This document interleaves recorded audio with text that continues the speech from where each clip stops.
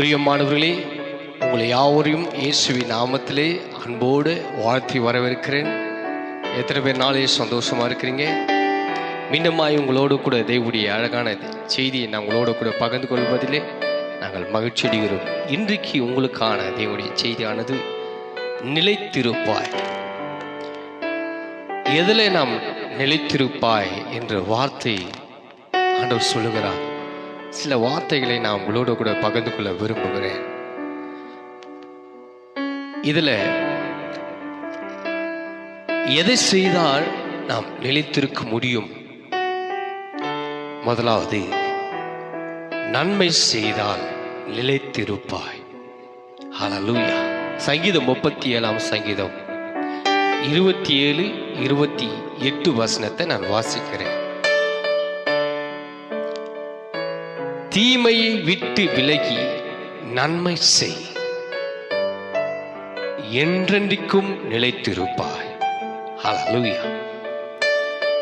தீமை விட்டு விலகி, யார் தீமை செய்கிறார்களோ விட்டு விலகி நன்மை செய்யும் பொழுது என்றென்றைக்கும் நிலைத்திருப்பார்கள். தீமை செய்கிறவன் என்றைக்கு நிலைத்திருக்க முடியாது. அக்கிரமம் செய்கிறவன் ஒரு நாள் நிலைத்திருக்க முடியாது. பாவம் செய்கிறவன் ஒரு நாள் நிலைத்திருக்க முடியாது. ஆனா வேதம் சொல்லுகிறது, யார் நன்மை செய்கிறார்களோ அவர்கள் என்றென்றைக்கு நிலைத்திருப்பார்கள்.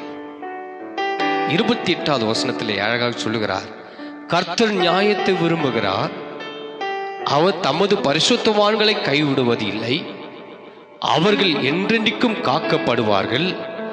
துன்மார்க்கரோ சந்ததியோ அறுப்புண்டு போகும். ஆண்டவர் விரும்புகிறது நன்மையை விரும்புகிறார், நியாயத்தை விரும்புகிறார். அவருடைய பரிசுத்தவான்களை, தேவனுடைய ஊழியக்காரர்களை, தேவனுடைய பிள்ளைகளை அவர் ஒரு நாளும் கைவிடவே மாட்டார். என்றென்றைக்கும் காக்கப்படுவார்கள். யார் தெரியுமா? யார் நன்மை செய்கிறார்களோ என்றென்றைக்கும் அவர்கள் காக்கப்படுவார்களா? ஹல்லேலூயா. ஆதியாகம புஸ்தகத்திலே காயினும் ஆபேலும் நிலத்தில் அவர்கள் பயிரிடும் போது அங்கே ஒரு சம்பவம் நடக்கிறது. அந்த சம்பவத்தை நான் உங்களுக்கு சொல்ல விரும்புகிறேன். ஆதியாகமம் 4ஆம் அதிகாரம் 7வது வசனத்திலே நீங்க வாசித்து பாருங்கள். நீ நன்மை செய்யாதிருந்தால் பாவம் வாசல் படியில் படுத்திருக்கும், அவன் ஆசை உன்னை பற்றிருக்கும், நீ அவனை ஆண்டு கொள்வாய் என்றார். ஆதாம் ஆண்டுடைய பார்வையிலே அவன் நல்லதுதான், நன்மைதான் செய்தான்.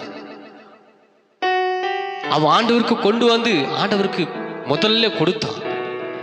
ஆனா காயின் ஆண்டவருக்கு பார்வையானது கொண்டு வந்து கொடுக்கல, நல்லது நன்மை செய்யல. அதனால் அவனுடைய முகம் வேறுபட்டது. அதனால தான் ஆண்டவர் சொல்றார், நீ நன்மை செய்திருந்தால் பாவம் வாசல் படியிலே படுத்திருக்கும், அவன் ஆசை உன்னை பற்றிருக்கும், நீ அவன் ஆண்டு கொள்வாய். எப்போ ஒரு மனுஷன் நன்மை செய்யாது இருக்கிறானோ அவனுடைய வாசல் படியிலே பாவம் படுத்திருக்கும் என்று ஆண்டவர் சொல்லுகிறார். அப்ப நன்மை செய்கிறவருடைய வாழ்க்கையில் என்ன நடக்குன்னா, நிலைத்திருப்பான், என்றென்றைக்கு நிலைத்திருப்பான்.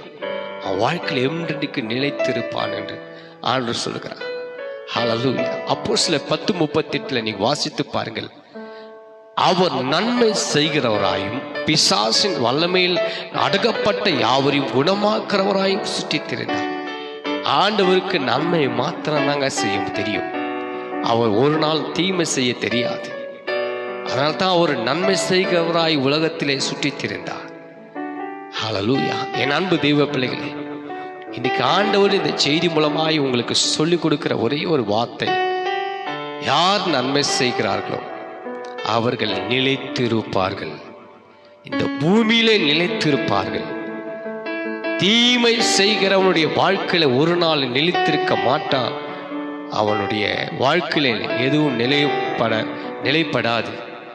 அதுதான் இன்னைக்கு நான் உங்களுக்கு சொல்லுகிறேன்.